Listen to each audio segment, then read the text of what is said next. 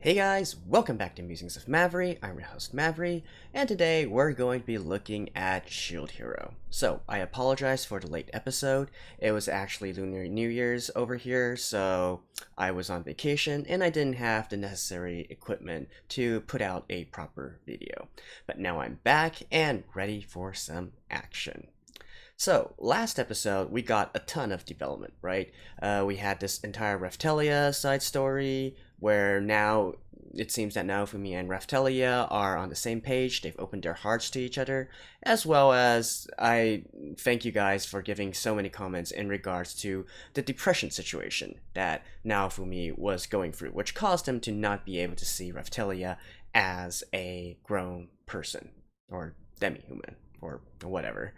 Also, we got confirmation of the underlying conspiracy against the Shield Hero, with Main being the princess of the country, as well as confirming that she and her father, the king, is working together to undermine the Shield Hero. Now, whether or not what is the exact reason, I have some theories, but we shall see. Also, how does the church or pope, I guess religion, relate to all this?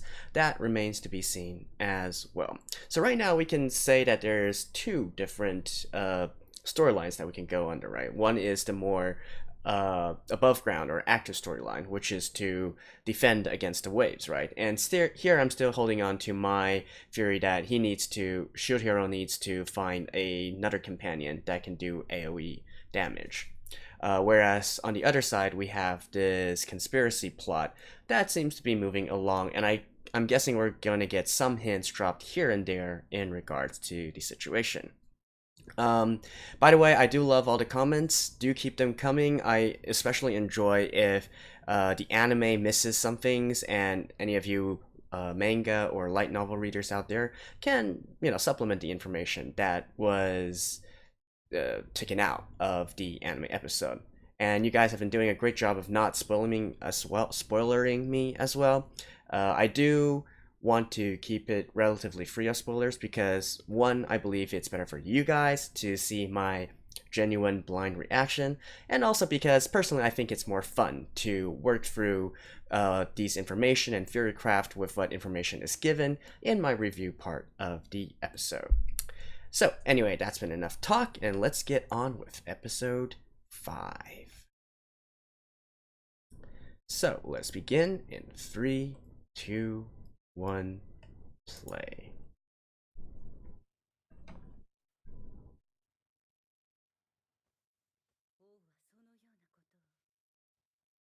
Oh? Is this the queen, I'm guessing?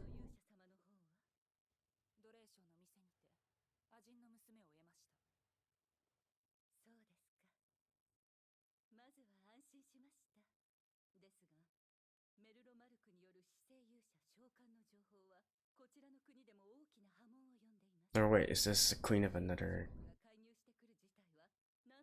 Hmm.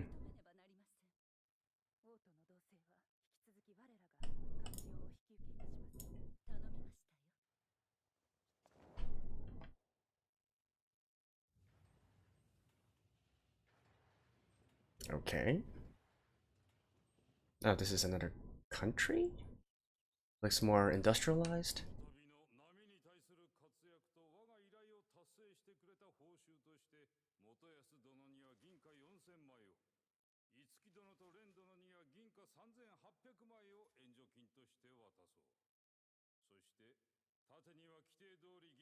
$500? Really?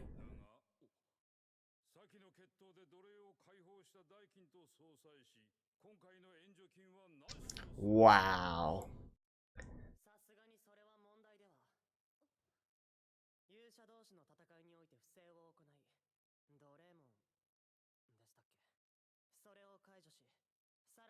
Yeah, you tell him.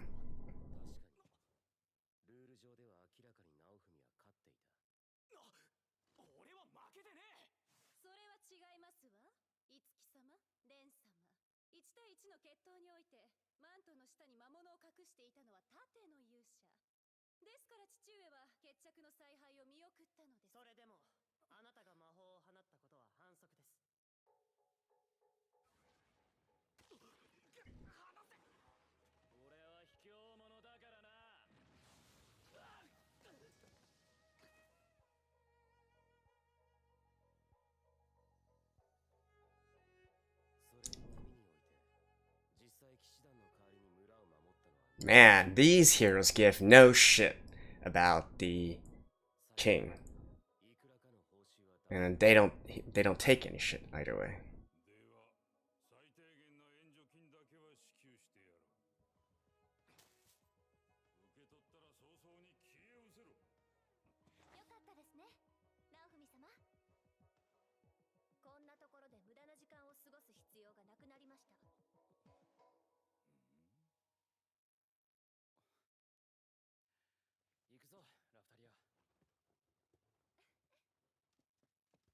You know, you might give some words of thanks to the other two heroes now for me.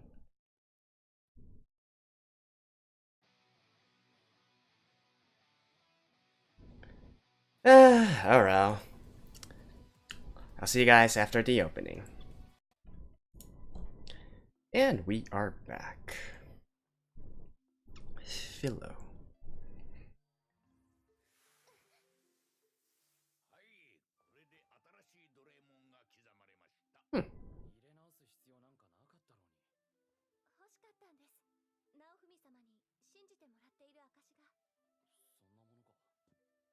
Alright.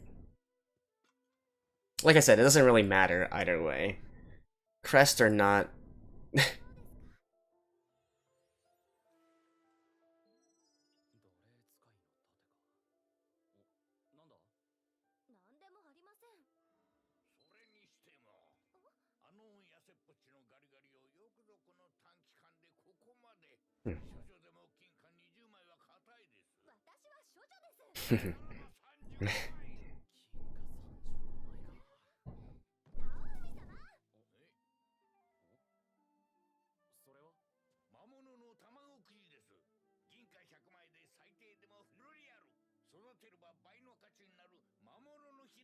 A monster chick.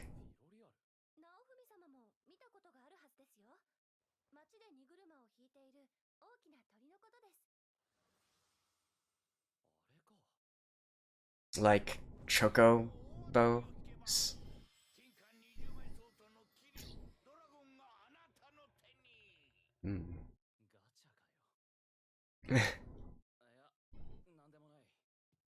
I see. Well, considering this is based on a game, a gacha makes sense.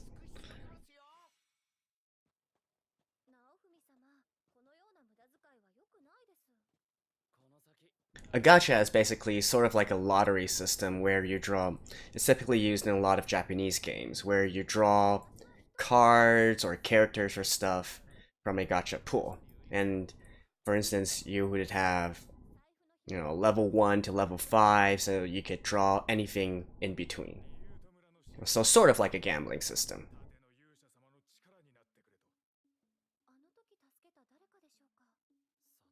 Ah.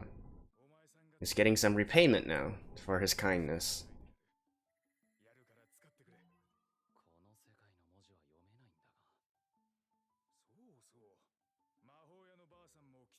Oh?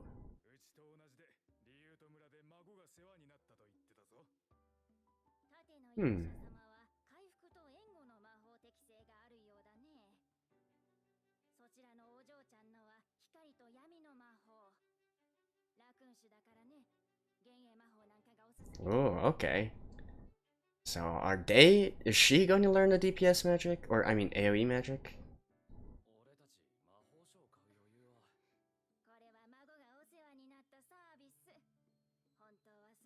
See, doing good stuff does reward you in the end.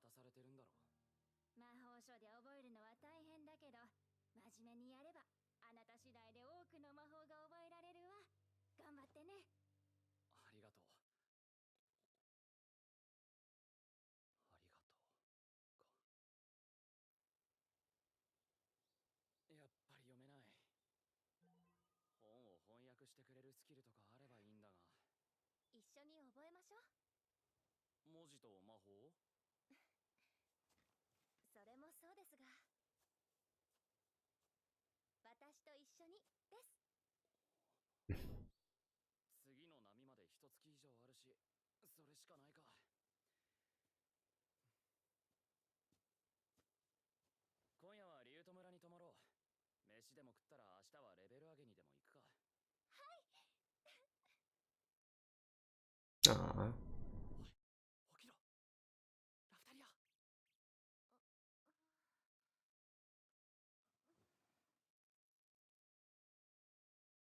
Oh?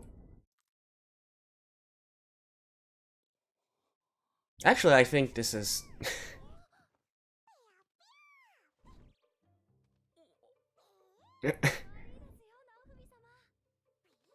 Ah, it's a chick, alright.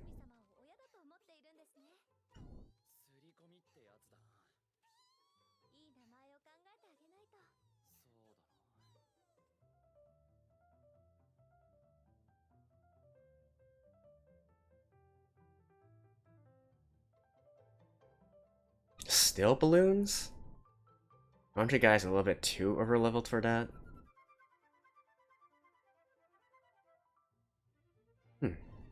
So I'm assuming this is a time skip of maybe a few days, maybe a few weeks?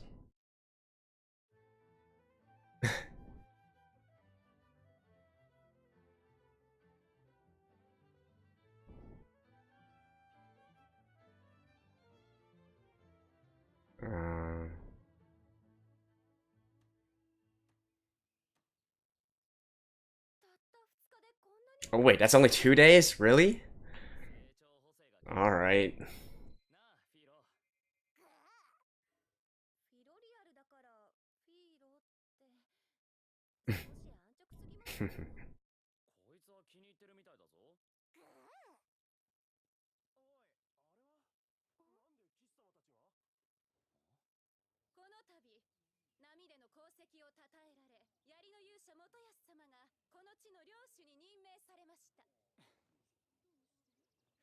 What?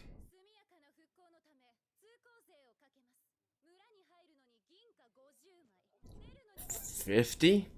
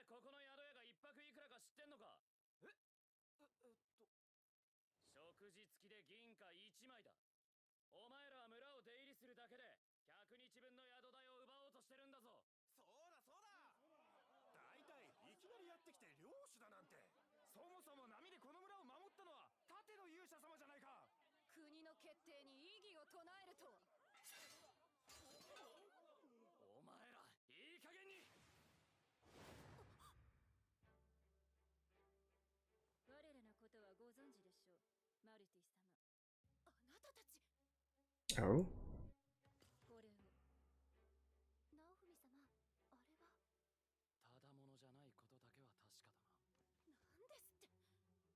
Oh? This village has been awarded to Shield Hero? Hmm.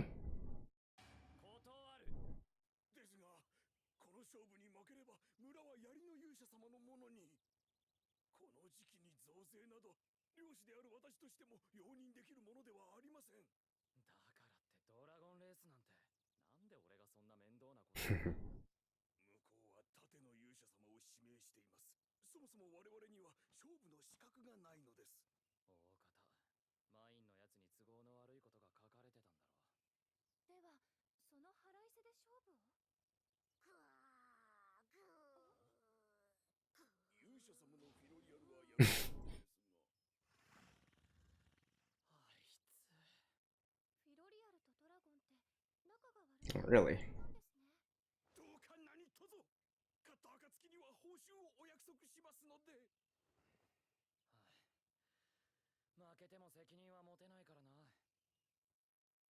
I'm actually betting that the royal decree says Naofumi is the lord of this village.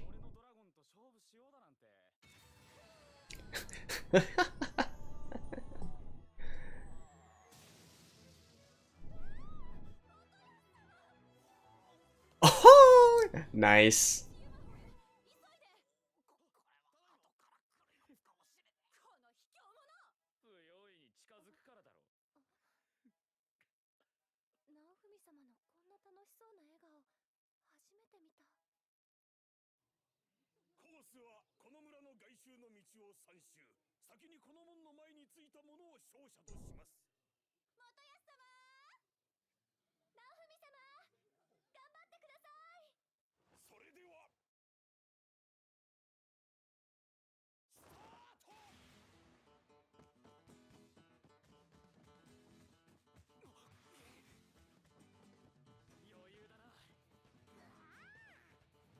I wonder if there's gonna be anything alongside the road.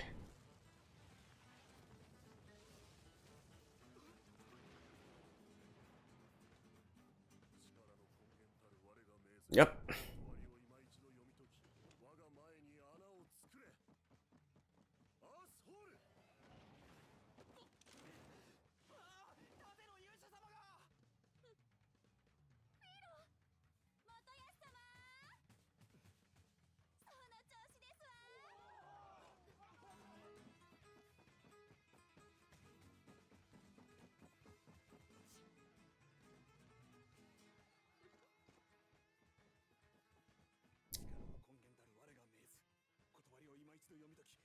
Slowing magic.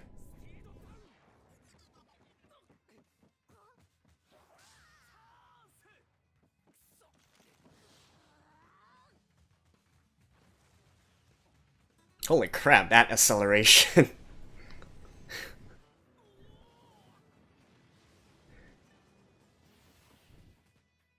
Is he basically working on anger? That suits Naofumi.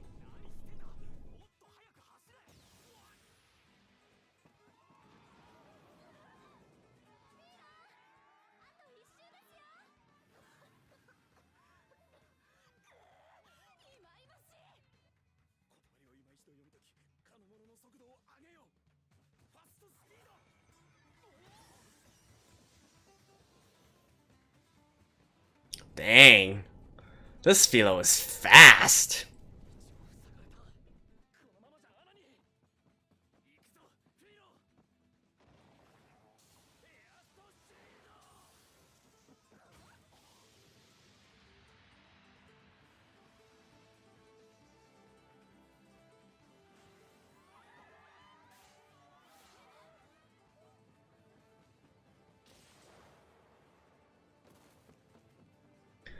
Now it's pure acceleration.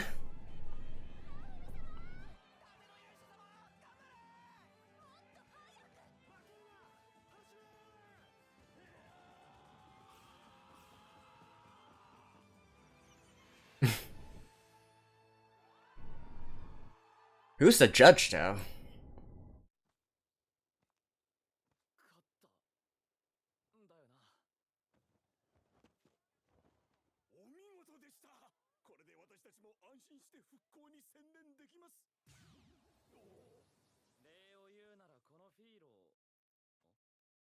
Hmm? Dang.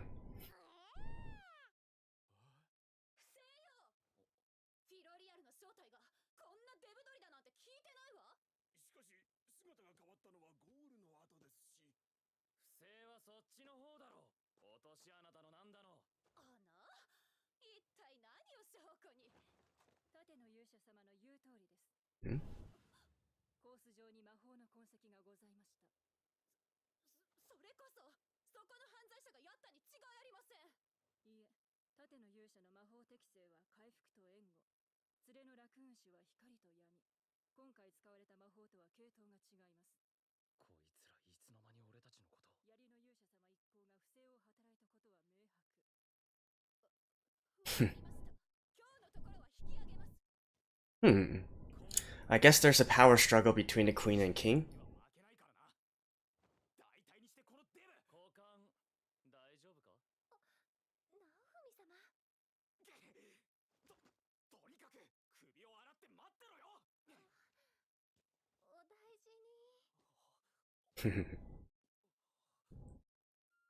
I guess that makes up for not punching his face in last episode.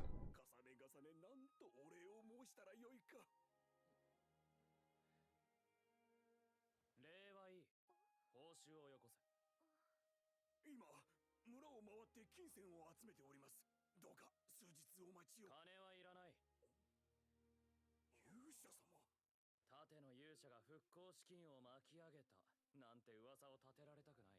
そんなこと言う人はこの村には。どうかな。しかし困りました。一体何をお渡しすれば。Free food and lodging?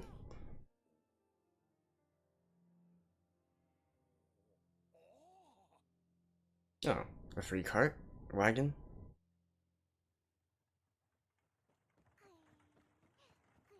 すみません、直文様。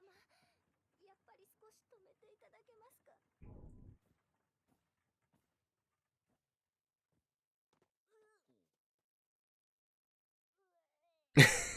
Motion sickness? Alright. す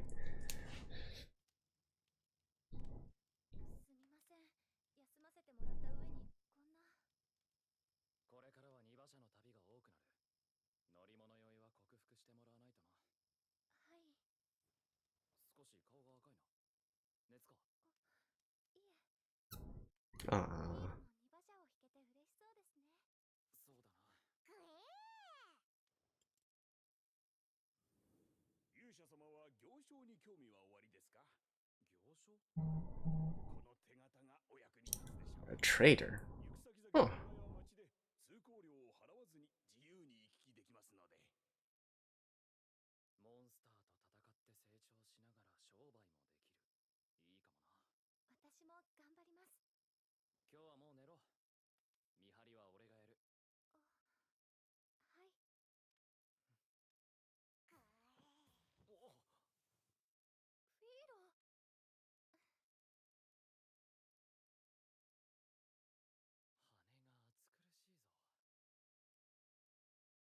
Hmm.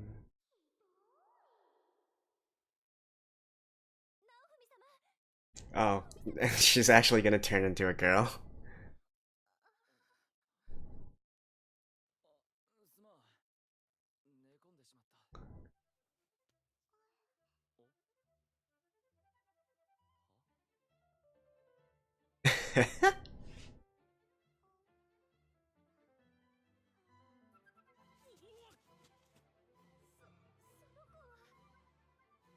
寝込んでしまった。お、ご主人様。こう。一体誰ですか。俺が知るか。お腹すいた。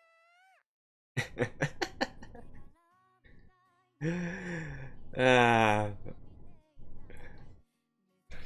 that was funny. Alrighty, that was episode 5. So, we start this episode with the king and mine being their usual pain in the ass. Although I am glad that Itsuki and Ran came to Shield Hero's defense this time. Although I would have liked if Naofumi, kind of acknowledged their help, right? Because come on, dude, it's not like they did anything to slight you. Yeah, they misunderstood. They were also convinced of your wrongdoing at the beginning, but so far they've shown that they only react to the facts that are presented to them, right? They've been pretty objective so far. So I would have liked it if Naofumi could have acknowledged them a little bit, right? Though I guess that goes back into Naofumi currently still kind of in his I hate humanity state, right? It did show up a little bit in this episode as well. But as we can see, the good deeds are doing is indeed bringing more people to his side. So hopefully this will gradually let him loosen up as well and not be this edgy dude who hates everybody, right? And then we also got our new companion, Philo.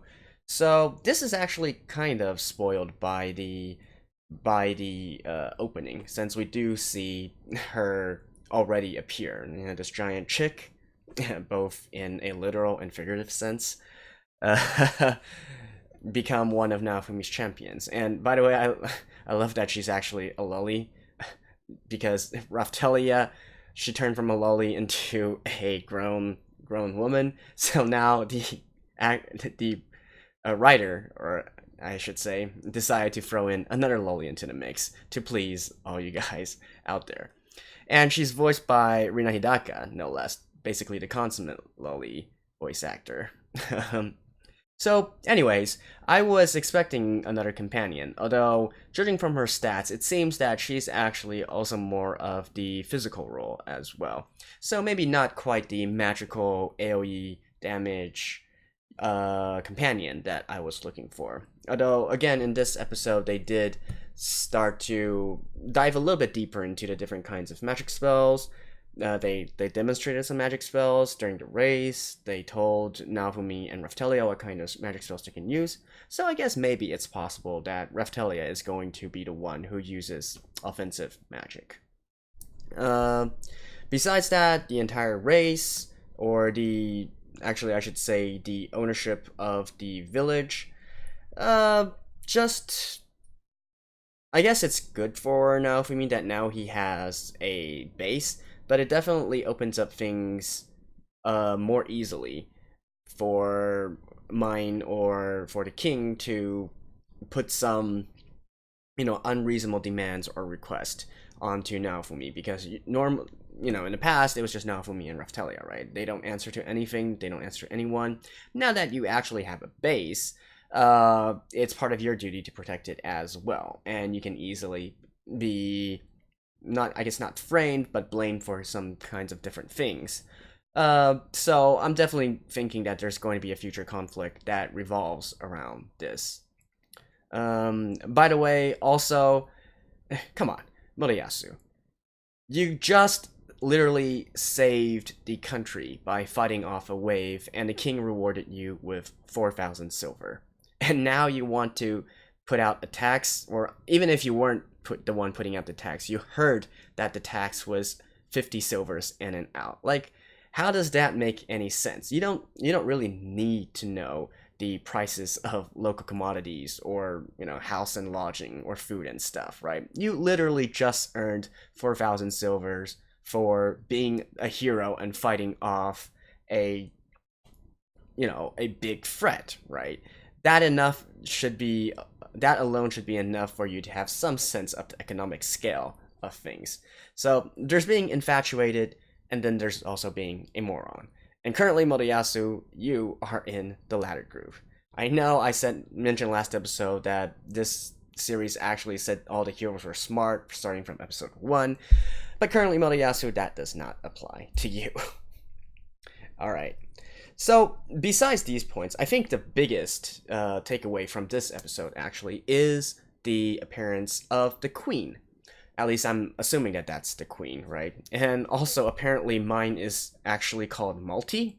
Like, geez, how many names does she need to have? So, the queen character. Now, I read in one of the past comments that this country is actually a matriarchy. And looking at the events that happened this episode, that does make sense, right? Because the king decreed that Moriyasu was the lord of this village. And yet, the shadows, who I'm assuming received orders from the queen, overruled this decision. So that makes sense that this country is a matriarchy, and the queen is the one who wears the pants around here. So actually, this kind of adds another layer to my original theory on why the king and high court and mine were so negative towards the shield hero, right? I was building my theory more on the racism parts, the conflict between humans and demi-humans and so on and so forth, and that's why they wanted to undermine the shield hero. But now that the queen is in the picture, I think that that kind of throws things off a little bit, right? Because the queen apparently seems to be in favor of the shield hero. At least she's not treating him with bias or with negativity, right? I'm pretty sure that it was her decision to intervene, and actually, I'm putting a guess out here, but I'm guessing that the Shadow basically received orders, and what Multi read was that the queen decided to award this village to Naofumi, right? So instead of the original racism route, I'm actually thinking whether or not there's another layer of internal politics involved, where maybe the king and queen are on, like, the king wants to gather power for himself and override the queen. Sorry. So maybe there's this kind of relationship between as well, this kind of conflict. Not quite sure, but this definitely adds more chaos to the mix, and definitely gonna have to rethink everything. Although right now we can't really infer anything since not enough information has been given. Besides that part, actually, one final interesting thing, and actually what is most intriguing to me, is where the queen was. So from her dialogue, it seems that she is actually not within the kingdom that the heroes are in right now. She's maybe in a neighboring country, which is why she mentioned that news of the summoned heroes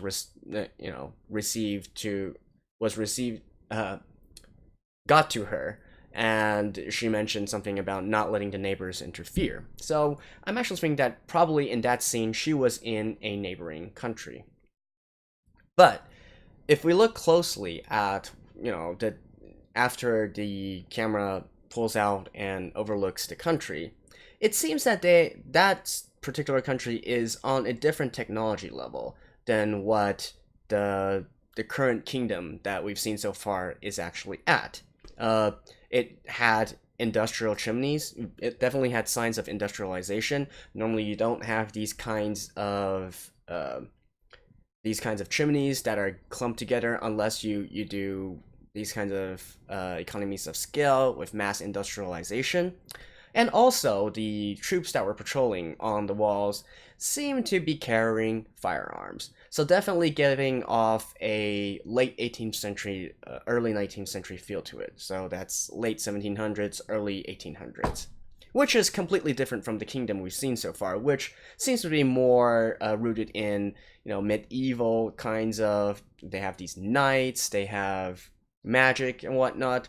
Maybe something more like, I don't know, 16th century technology.